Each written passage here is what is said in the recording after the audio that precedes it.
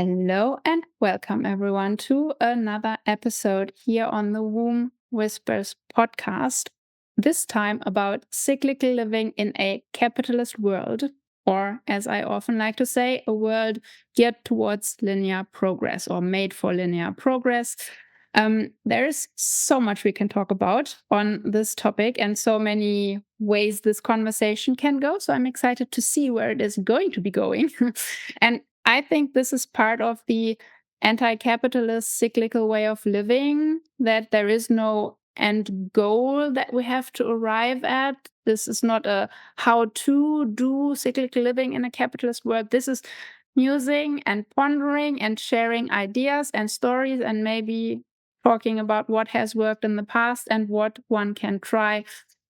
And also, I have to remind myself that this is just a conversation starter. There is, again, so much this could be about. And we only want to make this as a starting point. Me and my guests, we hope that you're going to take this into your life, into your family, into your community, and continue talking about it, continue elaborating on it, like pondering. You can even let us know what comes out of all of this. Me, in case you don't know me yet, I am Jara. I'm a womb and cycle health practitioner, a cycle awareness mentor, and confidant through challenging life transitions, including all the difficult emotions that go with it. And with me, I have my guest, Megan Leatherman. Hi, Megan. She's a recent but already very dear mentor of mine, or mentor might sound like too big a word. It's not a personal one-on-one mentorship, but I think like we have people in our lives, different people that have influenced us big time. And Megan is one of them who has influenced me big time in her course, Composting Capitalism. And this is a course I truly want everyone listening right now or watching this to take at some point. I will keep you updated when Megan enrolls next time, because in this course, I have never understood how deeply the systems we live in are made up. Like they were really installed to do what they are supposed to be doing, and they are doing, unfortunately, a very good job. I have never been this angry the more I understand about it. And also it has been a huge confirmation that the work that I do is important in this world. And that is why I needed to have this conversation with Megan. So Megan, please introduce yourself to everyone. Who are you? What is your work in the world about? What are you passionate about? It can be personal, it can be business related. We would just love to get to know you a little better. Thanks, Lisa.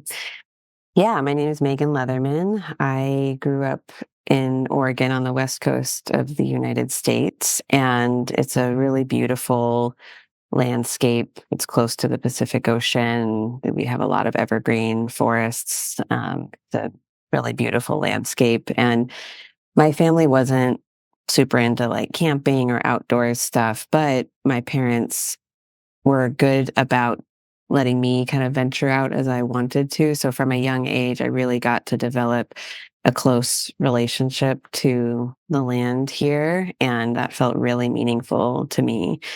And I kind of lost that going through young adulthood and early adulthood.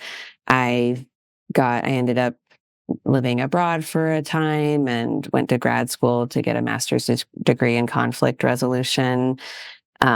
It was kind of one of those decisions where like you look back and you're not really sure why you made that choice, but it was just kind of fate or something leading you. And I don't really feel like I use my graduate degree, but it kind of led me into the next thing. And so I got a job in human resources because I thought like that's a place I can use, conflict resolution, and worked for a startup in Boston doing HR, and I just burned out super quickly. And I did not last very long in like the traditional workplace. I really admire people who can do that and keep their sense of self and wellness, because for me, and I think many other people, it's really hard to do that in the traditional workplace. So I ended up moving back here to Oregon in 2014 and ended up kind of taking on like an HR contracting role with that company and took on a couple of other contract roles when I couldn't find a job in HR that fit. So I sort of fell into self employment about 9 or 10 years ago. And it's kind of just been a long journey of, being in the workplace and seeing human resources and kind of since then just untangling more and more about why we work in the first place, how we work, why is it this way. So I would say my passions are really the natural world, and that is sort of my guide in understanding why we work, why do we have to work, why is it this way, which inevitably led me, to capitalism, and we'll talk more about that, I'm sure, today. But um, yeah, I'm a mother. I have 2 kids, ages 4 and 7, and that's been a big clarifying journey and challenging in many respects, of course, but has been really good for me personally to step into motherhood and learn what that's like and what do my gifts mean in that role. So, yeah, I'd say that's kind of a generalized overview of who I am and how I came to be here. Thank you. And while you were talking, my brain was already going to why do we even call it human resources? As if we are just human and not material resources, but we're just another resource that is at our convenience and can be exploited, or not us, but from the people in power. Hmm. Ah, yeah, but we will get there. I would love to start us off, as I often do on these episodes, with a cycle check in, meaning, in case you track the day of your cycle that you're on, if it's a menstrual cycle or the moon cycle, whichever applies to you, or simply the date, and 1, 2, or 3 words for how you are here today. Hmm. Yes, I'm on day 11, and I feel like I'm coming out of the chaos of like early spring, and the skies are clearing a little bit. Mm. And they literally are today. And I'm just feeling a little more like stable and steady in my self and my energy and my thinking and planning. So, yeah, that's Mm. like the snapshot for today. Thank you. I'm on my day 6, so I'm coming just out of my bleed, and I can feel that I haven't given myself enough rest this time around. Mhm. So the intention, I'm setting it already for next time to really like put boundaries around at least the first 2 or 3 days, not in and not as in totally taking myself out of everything. That's often not possible in our world, but as in giving myself the moments of acknowledgement, and yes, it's okay that today you go slower, and it's fine. Mhm. um so I'm feeling the exhaustion from not having done that today. But I like to do these cycle check-ins to remind ourselves that we don't have to show up, do the same every day, that we are different each and every single day.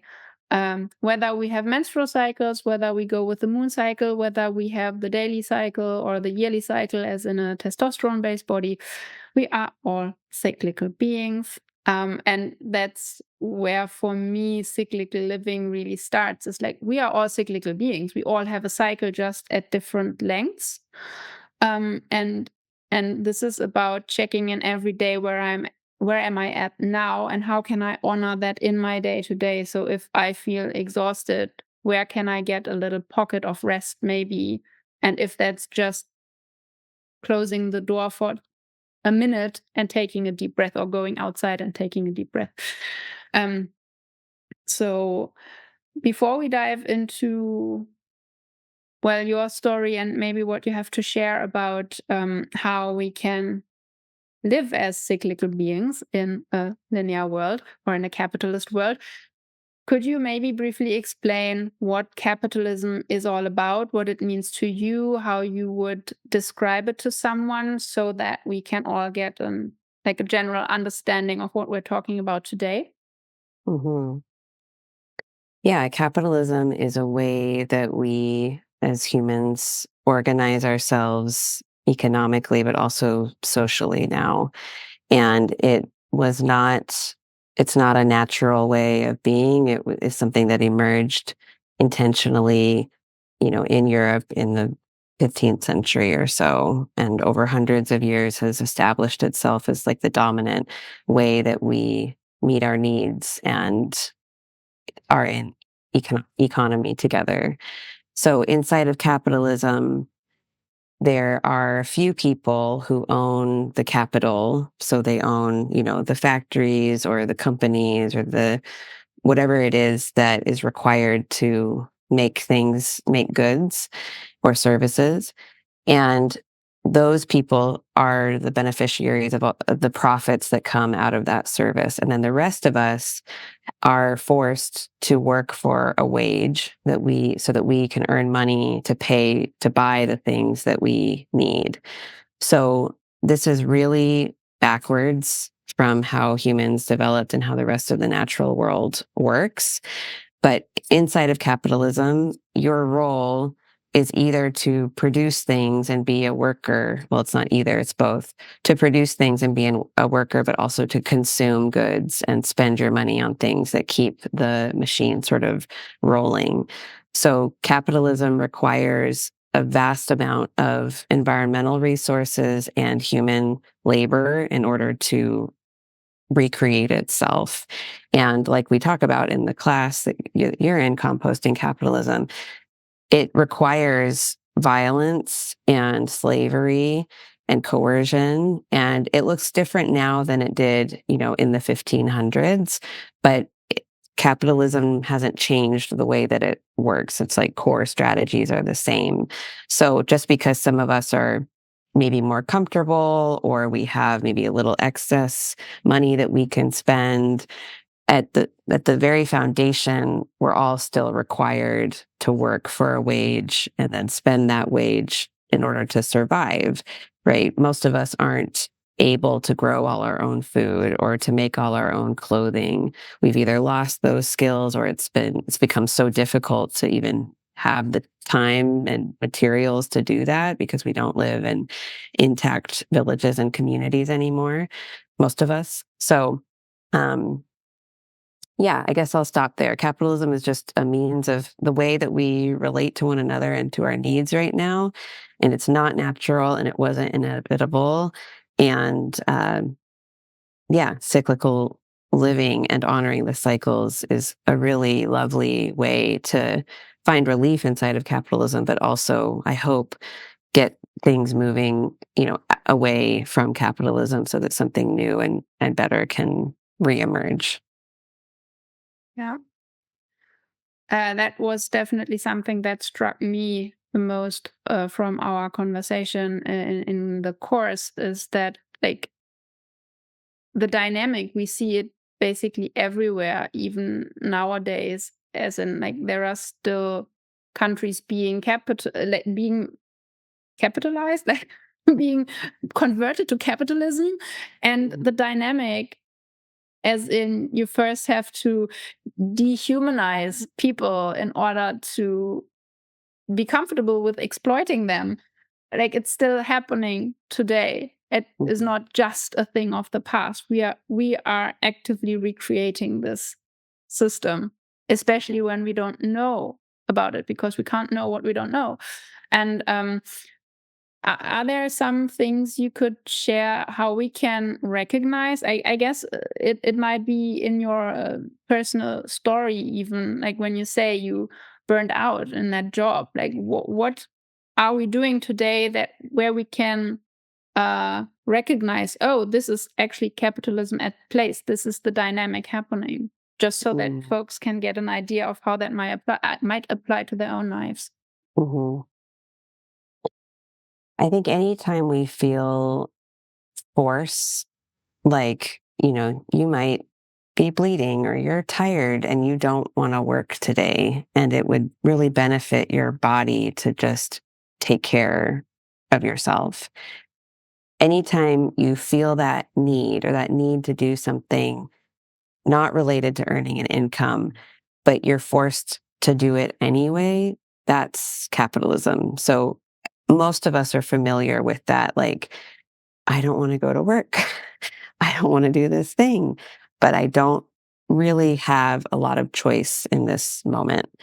Um, that's that's something most of us know, and we can just start to see it as capitalism. And it's important to see it as capitalism because I think way too many people are still stuck in this idea that if I, am having total dread on Sunday evening because the work week's about to start, we still have this internalized idea that it's because I haven't done enough to take care of myself in the workplace, or why can't I hang with this? Why haven't I found other ways to earn income? We're really good at just putting all of the onus on ourselves for like, why haven't we learned how to cope with capitalism better? But the more we can put the responsibility back on this just truly insane way of living, the more energy we sort of free up for ourselves. And I know it doesn't like fix anything or change our reality right away, but I do think that a big red flag can be like that we're sort of taking on so much responsibility for how we're feeling inside of this system rather than putting it out and not taking it in the first place. Does that make sense? Oh, it totally does to me. Like, I'm reminded of this very individualized way of living, as in, like, yes, you can do it. And also, if it doesn't work, it's all on you. And Mhm, it's like we are blamed for our misery to keep us looking at ourselves and not seeing the bigger picture. mhm, mhm. Does that make sense? And would you also say that, because that also came to mind, that there is an element of powerlessness, that we feel like I don't have agency anymore, and that could be a symptom of capitalism, if you will?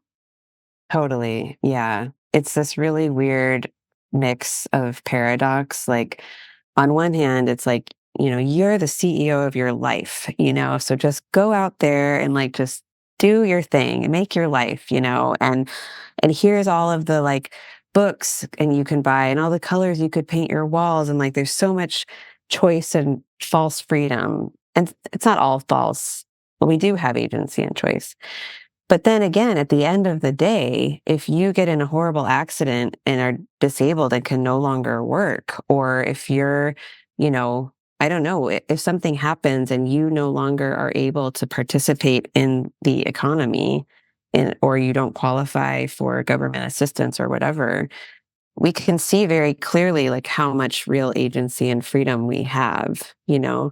So it's important, I think, to balance like the fact that the system benefits from your sense of powerlessness on one hand, but also you're not totally powerless. You're still a human being who's like somehow magically alive. I don't know how that works, but you're breathing, your heart's beating on its own. You're here.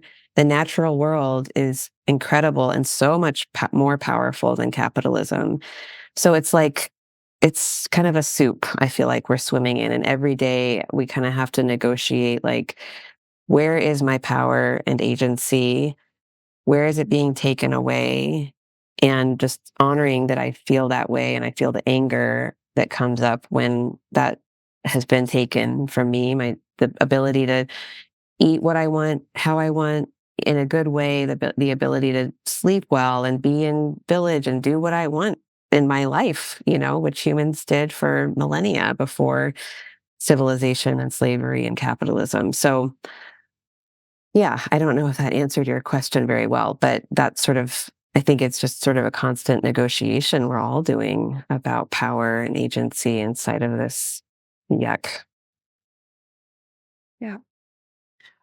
Um, I want to address one thing, because I know that I was under that impression before I started the course, that like we are often told that in the Middle Ages and before, like circumstances were so dire for people and they had to work so hard and it was horrible, and that's why it was good that we finally got the Industrial Revolution and the capitalist structures and all of that. And I know that you have something different to say to that, and I would love to hear more about that.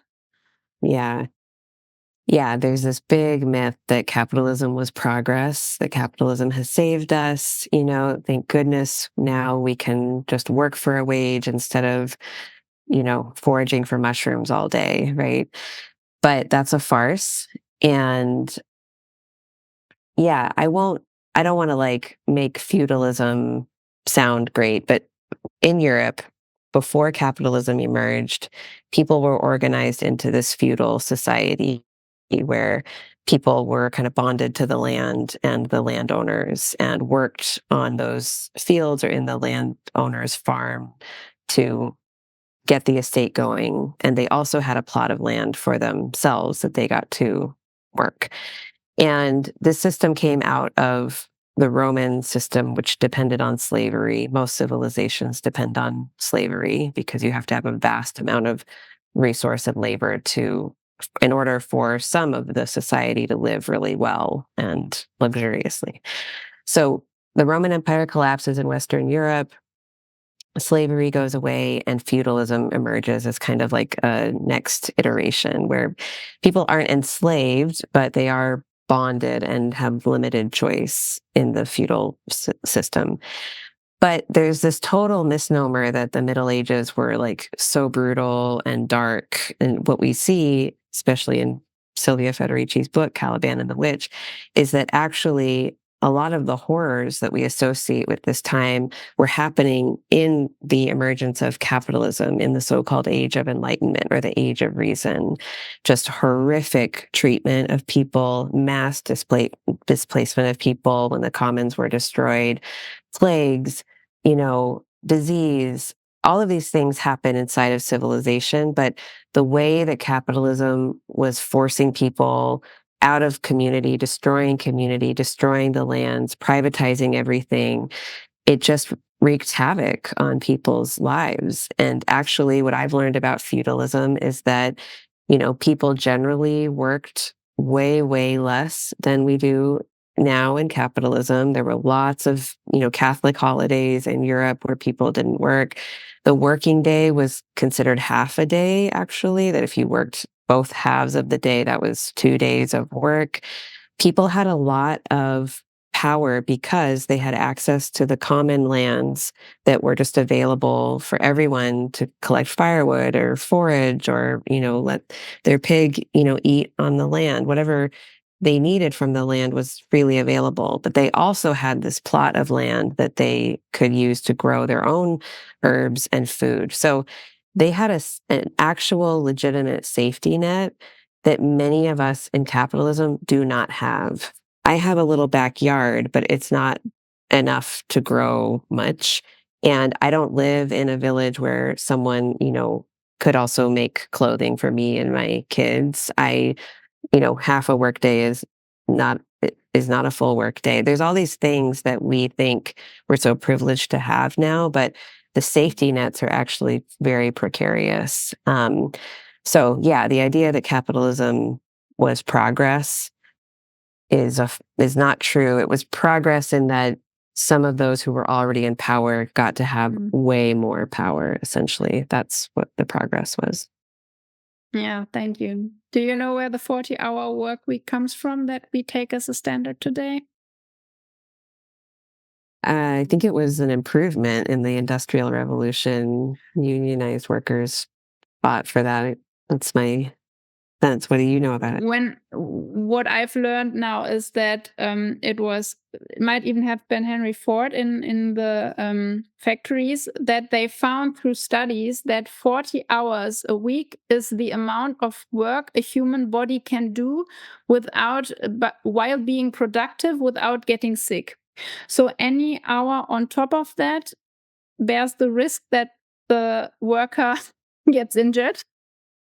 and it doesn't increase the productivity by too much. So 40, that's how our 40-hour work week came to be. And I am angry every time I think about that. Yeah. And that's So what we good. take as a standard. Yeah. Maybe I was thinking of the weekends as being like a win or something. But yeah, in this book that Federici wrote, she does talk a lot about how just gross a lot of the management techniques that we still use today were, that they really are looking at people as just a resource to be exploited to the maximum degree where they can be productive, but like you said, not burn out too quickly. So, yeah, I think what's happening today in our culture is that a lot of this is getting just painted over with really fluffy language. Like now it's not so much human resources, but it's like talent development, people and culture, but it's the same bullshit, it's all the same stuff. It just has like brighter colors and cuter language sometimes. But yeah, we have to be smart about it and know the roots of it and know that, as lovely as the people in an organization or an institution can be, at the end of the day, no one is really there by choice. And this organization needs to get as much from you as possible for as little money as possible. That's just what it is. It doesn't mean that everyone there is evil. It's just that's what this arrangement is. Yeah, I'm thinking, thank you for making that distinction. That is very true. That like the people are also trapped in their roles. And we might not even be aware. Like, I mean, we have internalized these structures, so we are often not even not aware. And I myself have, like, when I look back at my past, I'm a very different human now than I was in my teens and 20s.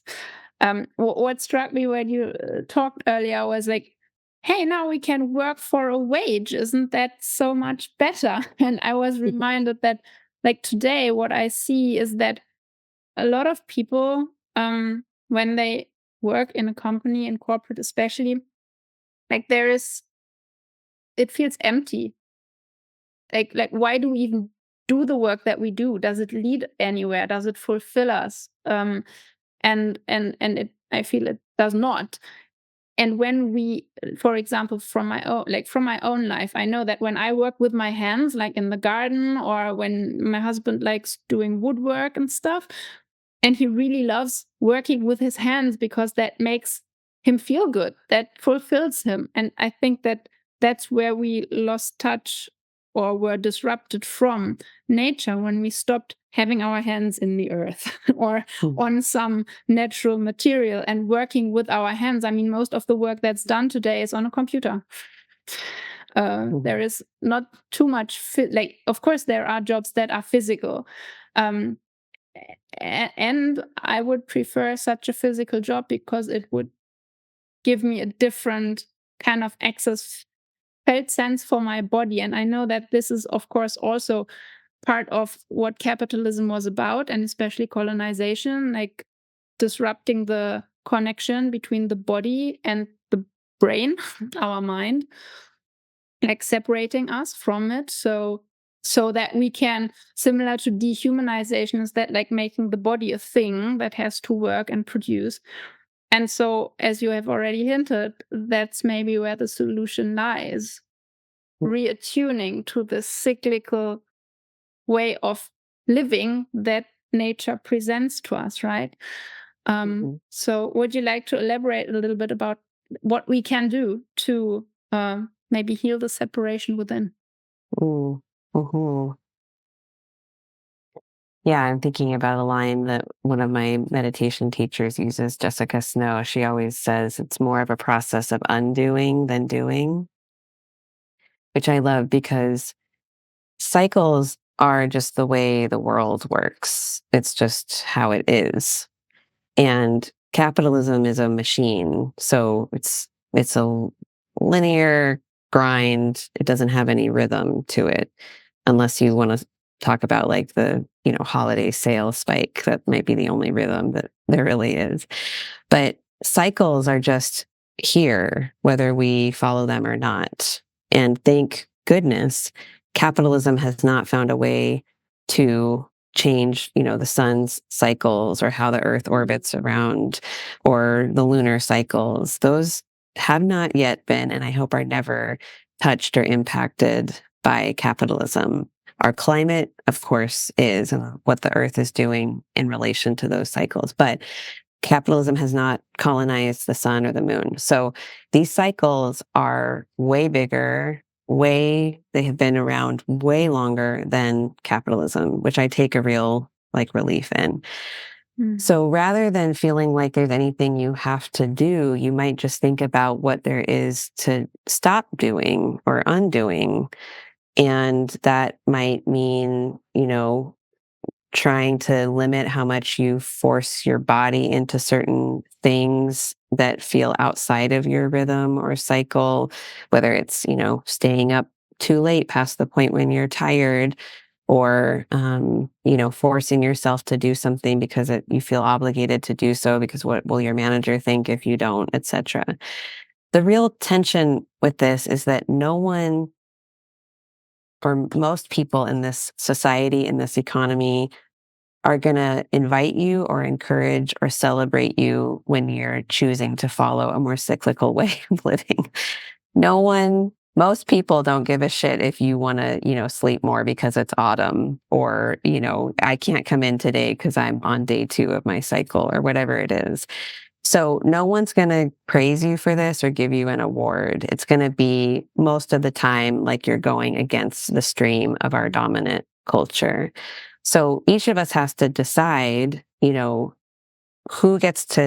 who's calling the shots in our lives and our daily lives and how we relate to our cycles and the cycles of the earth.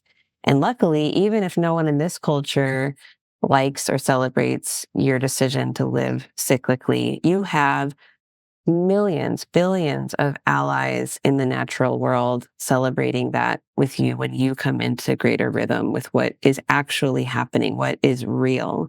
Like you said earlier, with making things with our hands, so much of our lives today are not very real. They don't feel real. It's a lot of arbitrary, you know, zeros and ones in the bank account define how you meet your needs. Your credit score, defines your value as a person. Just these absurd made up things. What is real? What is actually happening? What can I touch and see and taste? I see the seasons. I see the things growing outside. I can see and feel the change in sunlight. Those are the real things that I want to base my life on, not these just truly asinine made up things that are controlling or just these contrived parts of our reality. So again, it might just be less about anything you have to add and more about just surrendering to what is real right around you. And you have so much support in the natural world, maybe not in the human community that you're part of, but there are, you know, everyone here, everyone listening, there are so many people who will celebrate your decision to honor the cycles that exist and see the wisdom in that. It's just not commonplace yet.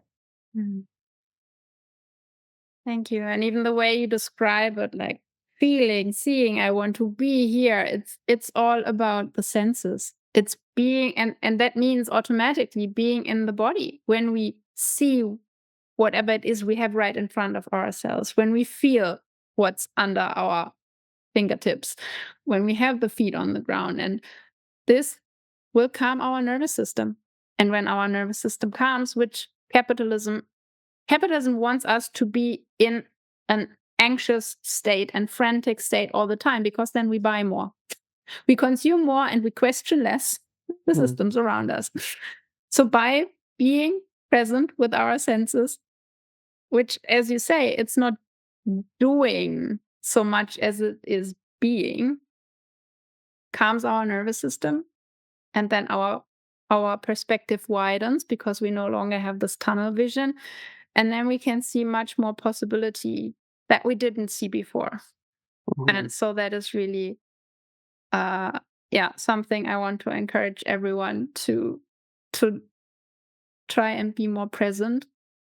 Not throughout the whole day. We will not, like, it's not, we now have to be present every single moment of the day. No. But every once in a while, checking in. How am I right now? What is body saying? Are my feet on the floor? What do I sense? What do I smell? What do I hear around me? And then going back about your day. So any other simple tips that you can give? Yeah, it really is. There is this piece of enjoyment. And I think it was Max Weber. There's this line about how capitalism takes away our spontaneous joys. So the body is wired to enjoy this life. And there is so much contentment and peace available if we can put ourselves in safe, natural environments. It's just, I think, sort of our default. And yes, we have this nervous system that can go into fight or flight when needed, but our baseline really, I think, is supposed to be this ventral vagal state of calm and receptivity and connection. And so if that's what we're being invited into, it doesn't mean that we'll always be there and everyone's on their own journey of what that looks like for them. But if that's meant to be the baseline, then for me, it helps me reorient to like how to be, what does it mean to be a alive, contributing member of this community that I'm a part of? Well, a big part of that is enjoying my life and not at the expense of anyone else, but truly carving out enough time to enjoy seeing what's growing or what's not growing, enjoying, being by candlelight when the sun goes down really early. All of these free, not productive, pleasurable points that I can access that just bring me back into my full humanness. Because I think if more of us can be inside of that, then the gifts that we have that are uniquely tailored to this time, I believe that each of us was born in this time for a reason with gifts that are needed in this time and in these communities and landscapes that we're in, then those gifts get to come online a lot more easily. So, in class, we talk about different ways to address capitalism, and we haven't talked about anything like political organizing or petitions or, a lot of the standard kind of activist things, which are not bad at all. They're wonderful. But I'm much more interested in where I feel like compelled and drawn through what is enjoyable and natural, because I know in studying capitalism that things like connecting to the land, practicing folk magic, building village, being in reciprocal relationships with others in the land, those are what capitalism destroyed and continues to destroy. So that tells us, oh, those are the things that are going to upend capitalism truly. It's not just laws or who we vote for. It is truly, do I have an intimate connection with the land again? Do I know what my gifts are? Do I know how to make medicine from the plants here instead of relying on pharmaceuticals or whatever? Do I know how to be a fuller human inside of this? I think that's the way we're going to get through. And it feels a lot more generative to me than like, I've got to resist capitalism and, stop buying this from here. And all of that, again, is well and good. But if it's not balanced by like me really enjoying my life and this very limited experience I have on earth and really enjoying and loving on the land that sustains us, I just think it's like empty and it's going to burn us out in a different way. And it will, like, by tapping into this present moment, we will finally feel enough, because that is the other lie capitalism is telling us. We're not enough. We have to make up for some kind of flaw. We have to do better, more, faster, harder. I don't know. But when we can just breathe for a second, when we can commune with the world around us, with nature, with each other in a respectful, present way, we can finally see that we are already enough. Even if that's just a little glimpse, and it doesn't have happen very often yet. This is a resource that builds over time. Momentum is built through many, many mini steps, tiny steps, turtle steps. And I have to remind myself of that all the time. And finding a community where we can remind each other all the time is also very helpful. And in case you, as the watcher or listener, now think like, where do I start? How do I do that? How like I should be out on the streets or whatever doing more. Consider that everything in this universe is connected and interconnected. So by you being right where you are and enjoying the simple pleasures of your life, you are more resourced in your life. And guess what? That will ripple out to everyone around you. And they have connections to whom that will ripple out. So the best start for the revolution, and I claim to lead the quiet revolution because it's not visible. It happens in the backyard, like in the homes. This is the revolution. But you prioritizing yourself, again, not at the expense of others, but prioritizing your needs and your nourishment. That's how we make change together. Now, as a last question, maybe, do you have some thoughts on how do we navigate now that we are still living in this linear capitalist world as cyclical beings? There may be lots of intense and difficult emotions, learning about the structures and the systems and seeing them outside of us and inside of us. Like, what can we do with all of it? How can we navigate having to live in this world? I always go just back to the land, and I know it might sound simple or like trite, or does that actually work? But I believe that our feelings are real physical things happening in our bodies, and it's energy that needs to flow through and land somewhere. And I'm learning a lot about this in some 5-element training that I'm doing with one of my mentors. But the land, the earth specifically, really can receive everything that comes up in us about this system and the fact that we have to live in it. And it's so gross and I'm so sick of it, but here we are. We really can literally go out and talk to the land about how we're feeling, how difficult this is. How am I going to pay my bills? I don't want to do this anymore. Whatever is coming up, it really can be received by this earth that is, again, so much older than any of us and older than capitalism. And in doing that, again, we come back into our naturalness, and we also unburden ourselves of what is just too heavy for us to carry alone. We just can't. There's no need to carry it.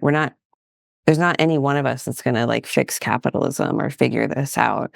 So we give it back to the land and we say, like, we need help. We want to live differently. We want to be well. We want you, the earth, to be well. Show us how to do this. And the land will show us how to live better and live differently.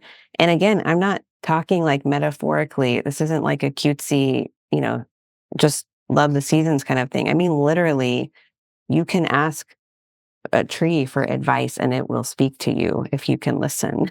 And all of our ancestors knew this. We all have ancestors who lived intimately with the land and had relationships with all of the beings on the land.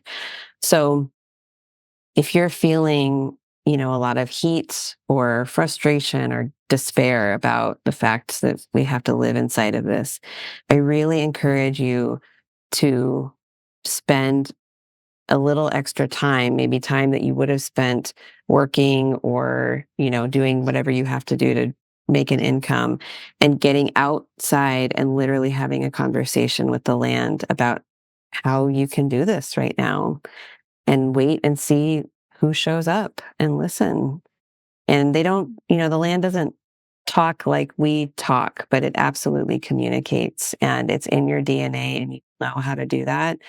It just takes a little bit of time and attention. But the land sustained us for millennia, and the land will show us how to get out of capitalism. I don't think humans certainly are not going to show us how to get out of capitalism. So I'm listening to the trees and the deer and the hawk, and that's what's nourishing me and keeping me afloat these days. Yeah. And it shows that we are connected to something bigger than us. We don't have to shoulder it all alone. Like there is support out there. And in speaking, I think, at least for me, part of what makes it also feel so unbearable is that I feel like I can't talk about it. Mm, You don't have to talk to a human. You can talk to a tree. You can talk to the land. You can literally, you talk to your ancestors. That's what I took from your class. It's like our ancestors, their bones have been buried in the soil that we live in. May not be our blood ancestors, but there are ancestors in the land all around us.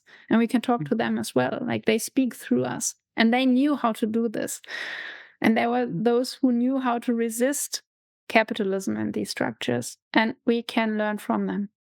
But mhm, do we sit and listen? Very true. mhm, mhm, Thank you, Megan.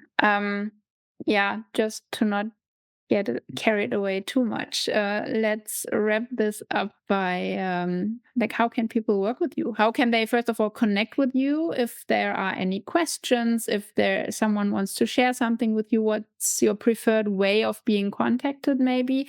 And then also, how can people work with you? mhm. Yeah, I'm easy to find online. My website is awildnewwork.com, and I'm on Instagram at a wild new work, and I also host a podcast with that same name. So, yeah, always happy to connect with people on Instagram, or there's a contact form on my website. And the way that I'm working with people right now is primarily through, the podcast. I do some teaching here and there. I'm not sure when this will come out, but in late November to December, we do a 4-week darkness practice. I do that every year, and it's really sweet. And it's just a free program that we do together of turning off our electric lighting earlier and earlier, living by candlelight. And I'll teach composting capitalism again in a few months. And this work is constantly evolving because it's natural and it's organic. So I'm listening to what is needed and trying to put my gifts to use in the way that they're of good service in the world. And that changes from season to season. But those are the main ways that I'm working right now. And those are things that have been in place for a long time. So I think they will be in the future too. Thank you. I will make sure to link to all of it below. Thank you. Do you have any closing words or your message that you want to leave people with today? Hmm. I guess what's coming to mind is just to remind people that they're not doing it wrong if this feels hard.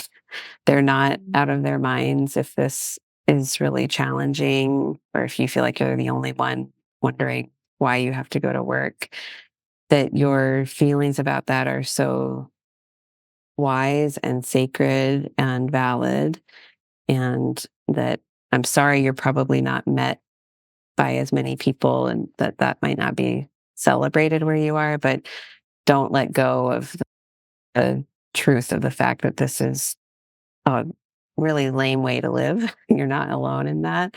And just to not discount your feelings about it, I guess it's coming to mind.